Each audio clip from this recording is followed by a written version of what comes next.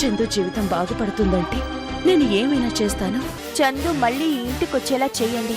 ఒకరితో పెళ్ళైన ఆడపిల్లవి అలా తిరగటం నీకు తప్పనిపించలేదా? పెళ్ళి పెళ్ళి అది పెళ్లి కాదు. సర్లేండి బావగారు, అతను ఇప్పుడు కష్టపడుతున్నాడు, మనం ఎప్పుడో కష్టపడ్డాం. ఇప్పుడు అవసరం లేదు అనుకోబట్టి నీ పొజిషన్ ఇలా మారిపోయింది.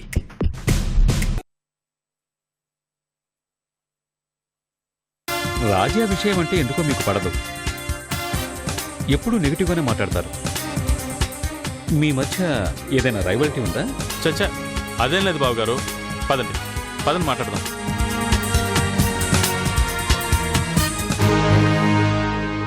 గుడ్ మార్నింగ్ రాజా. సార్ మీరా? మన తర్వాత కలుద్దాం. హాయ్. మీరిక్కడ? చిన్న పని మీద వచ్చాను. ఫోన్ చేస్తే నేనే వచ్చానుగా. అతిథిని మనం వెళ్ళి పిలవటం పద్ధతి కదా. అతిథా? ఎవరు సార్? నువ్వే. నేనా? ఎస్. రాంప్రసాద్ గారు ఈ అడ్వాన్స్డ్ టెక్నాలజీ గురించి బాగా స్టడీ చేశారు. సో కన్స్ట్రక్షన్ మొదలు పెడదాం అనుకుంటున్నాం. ఆ భూమి పూజ నీ చేతుల మీదుగా జరిపించాలని నా కోరిక. భూమి పూజ ఈ టైంలోనా? ఈ టైంలోనా అంటే ఏం రాజా? అన్సీజన్ కదా, 2 months వరకు అంత భూమి ఉండదు. వెంచర్ స్టార్ట్ చేసి బిజినెస్ అవ్వలేదు అంటే లాస్ మనకే కదా.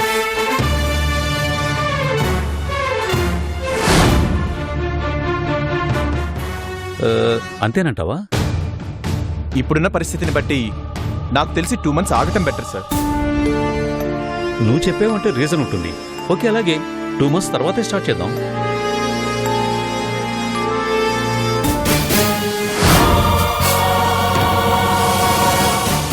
మరి నువ్వు వెంచర్ వేస్తున్నావుగా? నా వెంచర్లో ఆల్రెడీ అన్ని ఫ్లాట్స్ బుక్ అయిపోయినాయి. సో నేను స్టార్ట్ చేసినందువల్ల నాకు నష్టమేం లేదు. మాకు మార్కెట్లో అంతో ఎంతో పేరుంది. వెంచర్ వెయ్యాలి కానీ హాట్ కేక్స్ లాగా అన్నీ అమ్ముడిపోతాయి. అంత నమ్మకం ఉంటే అలానే కానివ్వండి. నో, బిజినెస్ లో మన నమ్మకానికి విలువ ఉండదు, జనం నమ్మకమే వాల్యుబుల్. అప్పుడే మన మీద అంత నమ్మకం ఉంటుందని నేను అనుకోవట్లేదు. రిస్క్ ఎందుకు, 2 నెలలు ఆగుదాం.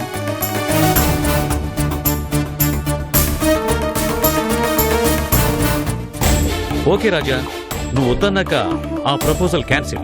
మనం మళ్ళీ కలుద్దాం. See you. అలాగే సార్, బాయ్ బాయ్. పద.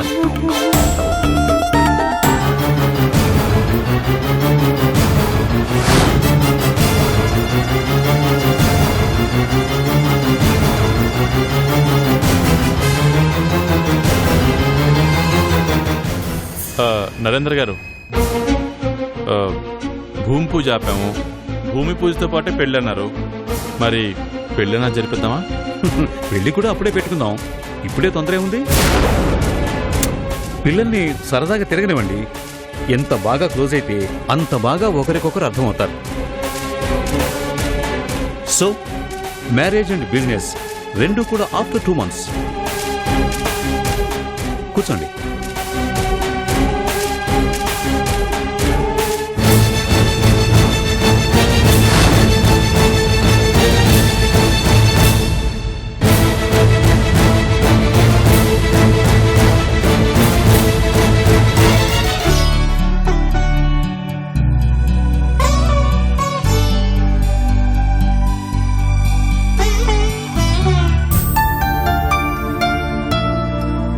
వదినా, అన్నయ్య ఎక్కడ?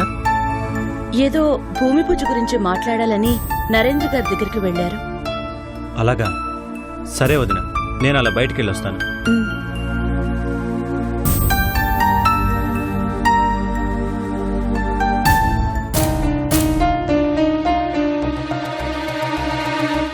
భూమి పూజ గురించి మాట్లాడడానికి వెళ్ళావంటగా, ఏమైంది అన్నయ్య? ఎక్కడ జరగనిస్తాడ్రా? మనకి మంచి జరుగుతుంది అంటే సెకండ్లో అడ్డుపడడానికి ఆ రాజాగారు ఉంటాడుగా.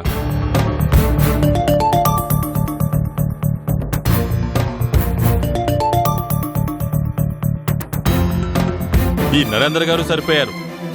ఆ రాజాగాడు ఏం చెప్తే అదే అంటారు. ఏ మంత్రం వేశాడో గాని వాడి మాట అంటే వేదం అయిపోయింది. ఇప్పుడేమైందండి? ఇంకా ఏం కావాలి? 2 రోజుల్లో భూమి పూజ అనుకున్నాం. దానికి ఆ రాజాగాడిని పిలవాలి అని అక్కడికి తీసుకెళ్లారు. అవకాశం వచ్చిందిగా, వాడు వదులుతాడా?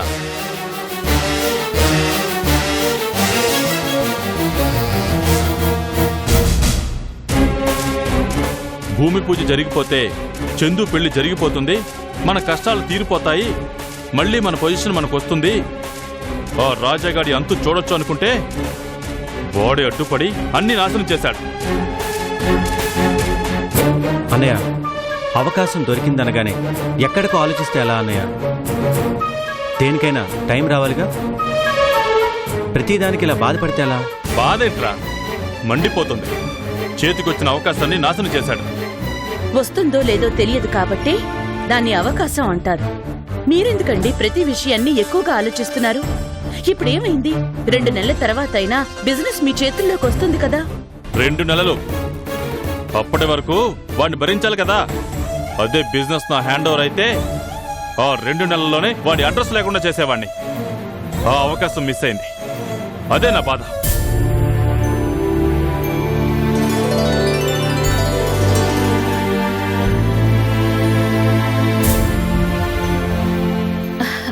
లల్లి,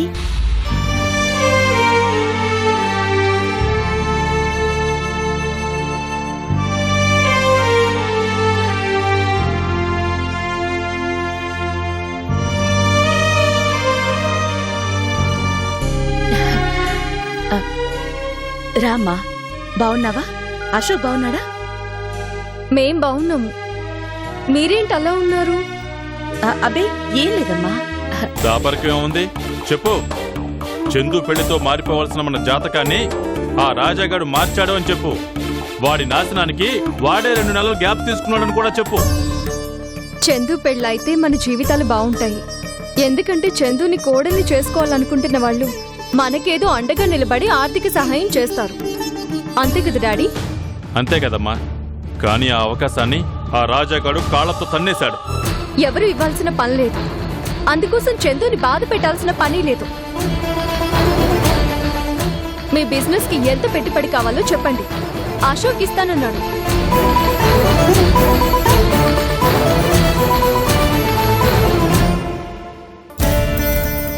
అవును డాడీ, మీకెంత కావాలో చెప్పండి, నేను తీసుకొచ్చిస్తాను. దానికోసం మీరెవరి మీద ఆధారపడాల్సిన పని లేదు. మీకోసం చందు త్యాగం చేయాల్సిన అవసరమూ లేదు. అంటే అల్లుడి ముందు చేతులు చాపమంటావా? ఇందులో చేతులు చాపేదేముంది డాడీ? మీరేం అడగడం లేదుగా. అశోకే ఇస్తానంటున్నాడు, తీసుకోండి. ఇప్పటి వరకు అశోక్ ముందు గౌరవంగా బతికాను, అతని ముందు దిగజారలేను. ఇది దిగజారడం ఎలా అవుతుంది డాడీ? మేమందరం చెడ్డవాడన్నప్పుడు కూడా నా అల్లుడు మంచివాడు అని సమర్థించింది మీరే. అంతగా అభిమానించిన అశోక్ దగ్గర డబ్బు తీసుకోవడానికి మీకేంటి అవసరం లేదు.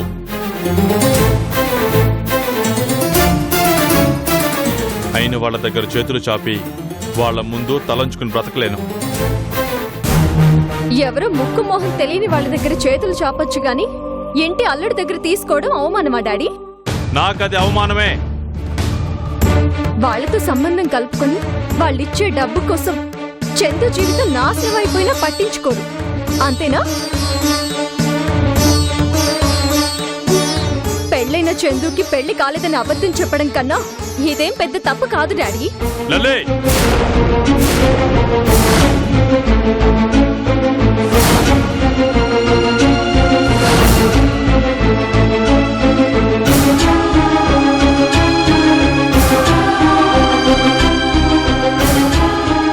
ఏమండి? అన్నయ్య, పెళ్ళైన ఆడపిల్ల మీద చేయెత్తుతావా? అయినా లల్లి చెప్పిన దాంట్లో తప్పే ఉందండి. మీకు కావాల్సింది మనం బాగుండడం అయినప్పుడు అశోక్ దగ్గర డబ్బులు తీసుకుంటే తప్పే ఉంది.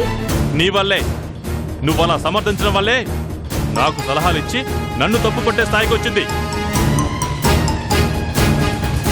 నాకెవరి సాయం అవసరం లేదు. నరేందర్ గారికి మాటిచ్చాం, అలాగే చందు పెళ్లి సంతోషంగా జరుగుతుంది. మనల్ని నమ్మి ఆయన ఇండియాలో పెడుతున్న బిజినెస్ ని మనమే చూసుకుంటాం. మీరు మారిపోయారేమోనని పొరపాటు పడ్డాను డాడీ. మీ ఇష్టాలకు ఒకప్పుడు నా జీవితాన్ని బలి చేశారు. ఈ రోజు చందు జీవితాన్ని బలి చేస్తున్నారు.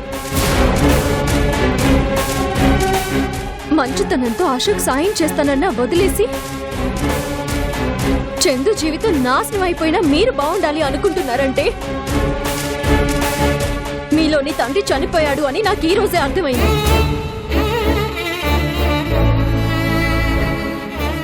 చాలు డాడీ, ఈ ఇంటితో నాకున్న అనుబంధం ఇంత బలమైందని అర్థమయ్యాక ఇంకా ఇంటికి రావడంలో అర్థం లేదు. మీ ఇష్టానికి ఇంకెంత మందిని బలి చేస్తారో బలి చేయండి. అమ్మ లలి, లలి,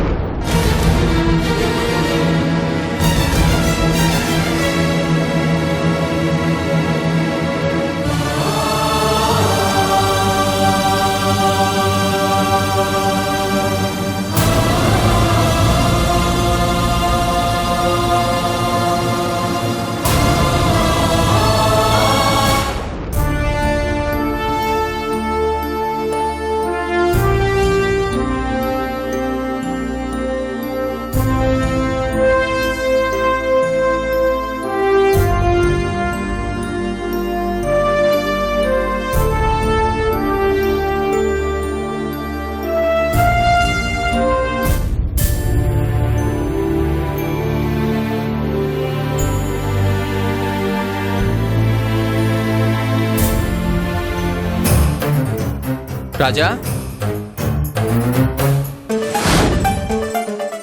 రాజా,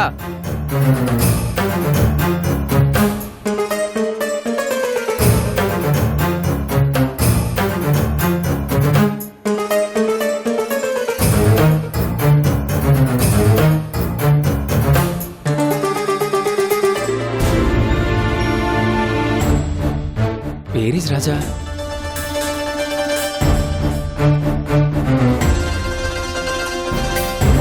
హే మ్యాన్, రాజా ఎక్కడా? హే మ్యాన్, నిన్నే. రాజా ఎక్కడా? పిలిచేది నిన్నే. హలో, రాజా ఎక్కడంటే మాట్లాడవేంటి? రాజా ఎక్కడా? Wear is Raja man? నిన్నే అడిగేది. అంకుల్, మీరా? నేనెవరో అనుకున్నాను. అవును, మీరేంటి ఇక్కడ? అదే బాబు, రాజా సైట్లో వర్క్ ఎలా జరుగుతుందో చూడమని డాడీ చెప్పారు, అందుకే. Oh, very good idea uncle. Raja is a very good person. తన వర్క్ని అబ్జర్వ్ చేయడం అంటే it is very useful. You carry on uncle. అవును, అబ్జర్వేషన్కి మీరు వస్తే ఏదో నైట్ సూపర్వైజర్లా మీ నెత్తి మీద హెల్మెట్ పెట్టి ఇలా నిలబెట్టాడేంటి? మీకేమైనా కష్టంగా ఉంటే నాతో చెప్పండి, రాజాతో నేను మాట్లాడతానా. He is my best friend. ఏంటి రాజా, మా అంకుల్ని ఎంత ఇబ్బంది పెడుతున్నావు అంటే మళ్ళీ మీకు ఏ ప్రాబ్లం రాకుండా చూసుకుంటాడు.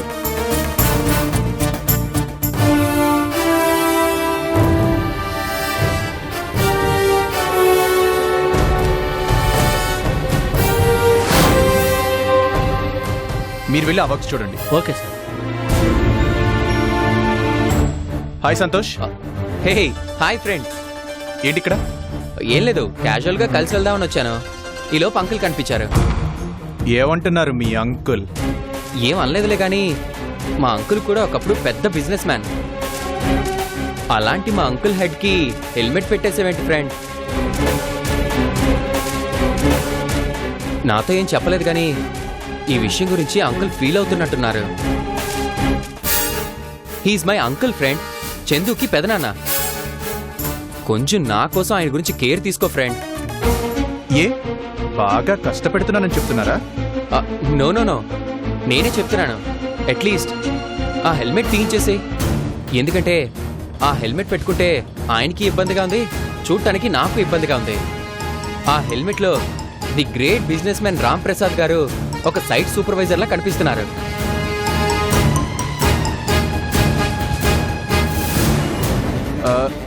నువ్వు చెప్పాక ఆ హెల్మెట్ తీసేసినా నేనేం అనుకోను. కానీ పైనుంచి పడే రాళ్ళకి వస్తువులకి మీ అంకుల్ ఒకప్పుడు గ్రేట్ బిజినెస్ మ్యాన్ అని తెలియదు కదా. ఓ, అందుకే హెల్మెట్ పెట్టుకోమన్నావా? అయితే అంకుల్, మీరు ఈ హెల్మెట్ తీయనే వద్దు. మీ నెత్తిన క్యాప్ పెట్టారని మీరు ఫీల్ అవుతున్నారని నేను ఫీల్ అయ్యాను. బట్ అది మీ సేఫ్టీ కోసం అని నా ఫ్రెండ్ చెప్పిన తర్వాత ఫీల్ అవ్వాల్సిన అవసరమే లేదు. హలో వాట్ వచ్చేస్తున్నా ఇప్పుడే వచ్చేస్తున్నా sorry friend meet you again okay okay bye. Bye bye uncle hello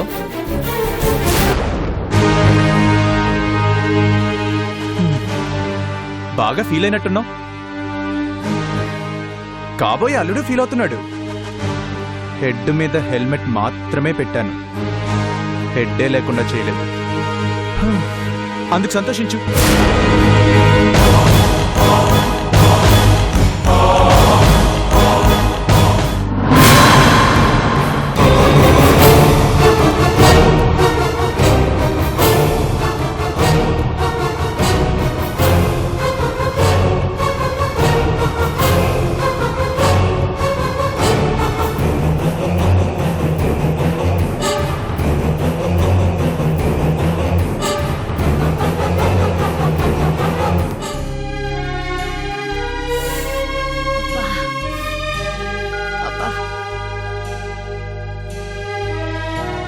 nothing to worry, just బెణికిందంతే. లక్కీగా ఫ్రాక్చర్ కాలేదు.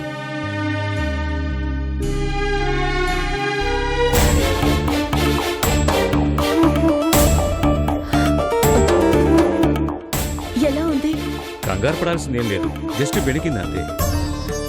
మెట్ల మీద నుంచి జారి పడ్డారనగానే ఏమైందో ఏంటోనని కంగారు పడ్డాం. ఇప్పుడెలా ఉందా ఆంటీ? కొంచెం నొప్పిగా ఉంది అంతేనమ్మా. అదృష్టం బాగుండి ఫ్రాక్చర్ అవ్వలేదు, లేదంటే మీ పెళ్లి వీల్ చైర్లో కూర్చొని చూడాల్సి వచ్చేది. అయ్యయ్యో, అవేం మాట్లాడి. ఫ్రాక్చర్ అయి ఉంటే పరిస్థితి అదే కదా.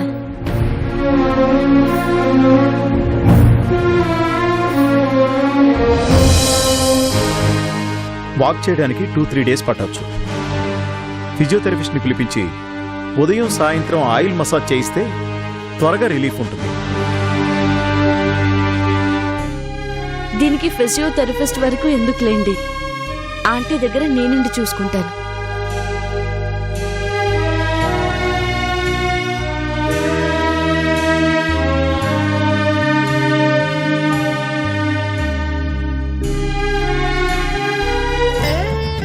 ఇక మీరు కూడా రావాల్సిన పనిలేదు డాక్టర్. నా కోడలు నా దగ్గర ఉంటానంటే రేపే నేను మామూలుగా నడవగలిగినా ఆశ్చర్యం లేదు. ఓకే, మెడిసిన్స్ రాసిస్తాను, జాగ్రత్తగా వాడండి. అవేమీ అక్కర్లేదు డాక్టర్. మా చందు నాతో ఉంటాను అంది కదా, ఆ మాట చాలు. ఆ ఆనందం కన్నా ఈ మెడిసిన్స్ నయం చేసేదేమీ లేదు. మీరేం ఆశ్చర్యపడకండి డాక్టర్. మా చందు తోడుంటే సింగిల్ జంపులో చంద్రమండలానికి పోయిస్తానంటుంది మా ఆవిడ. ఆ ఎఫెక్షన్ అలాంటిది. మీరు వెళ్ళండి, అవసరమైతే నేను ఫోన్ చేస్తాను. ఓకే.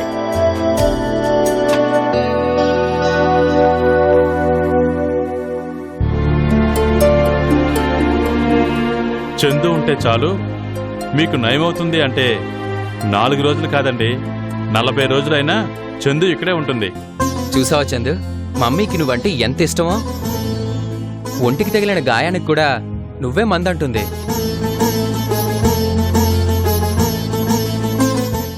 నిజంగానే మీ అత్తయ్యకి నువ్వంటే ప్రాణం అమ్మా.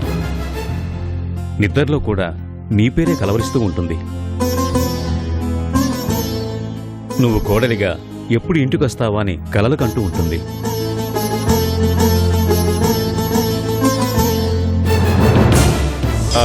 అసలు ఆ సిద్ధాంత్ గారికి అలా జరగకపోయి ఉంటే ఈ పాటికి మ్యారేజ్ అయిపోయి చందు ఇంటి కోడలు అయి ఉండేదండి. నిజమే. నా అదృష్టానికి సరిగ్గా సిద్ధాంతి గారికి అప్పుడే యాక్సిడెంట్ కావాలా? సర్లే హేమ, నీకు కోడలంటే అంత ఇష్టమని పాపం ఆ యాక్సిడెంట్కి తెలియదు కదా. అమ్మ చందు, నువ్వు ఇక్కడే ఉండి మీ అత్తయ్య గారిని జాగ్రత్తగా చూసుకో. మేము ఇక బయలుదేరుతాం.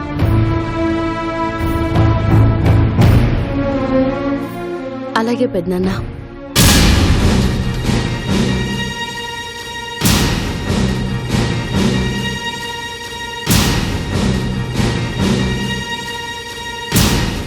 అర్చన, పద మనం బయలుదేరుతాం.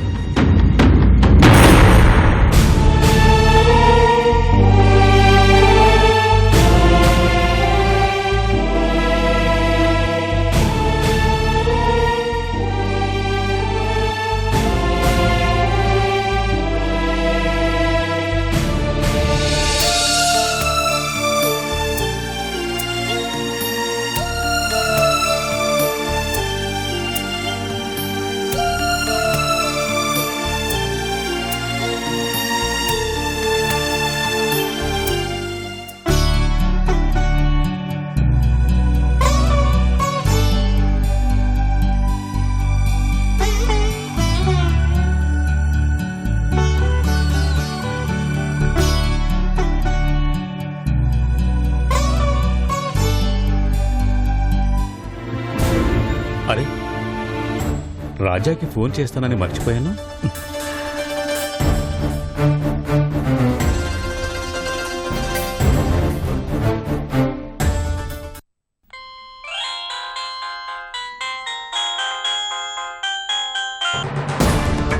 హలో సార్ ఎక్కడ?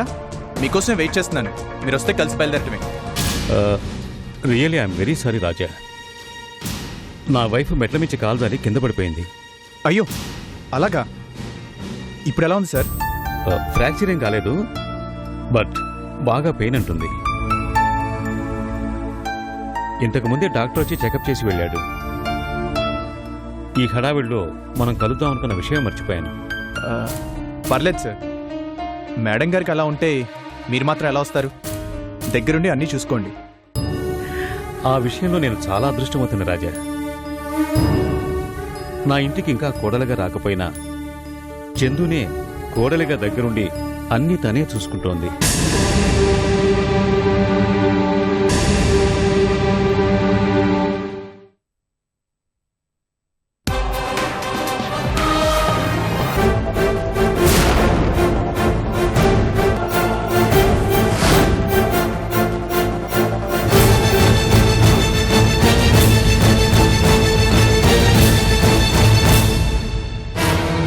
మాధవి, మనం పెళ్లి చేసుకుందామా?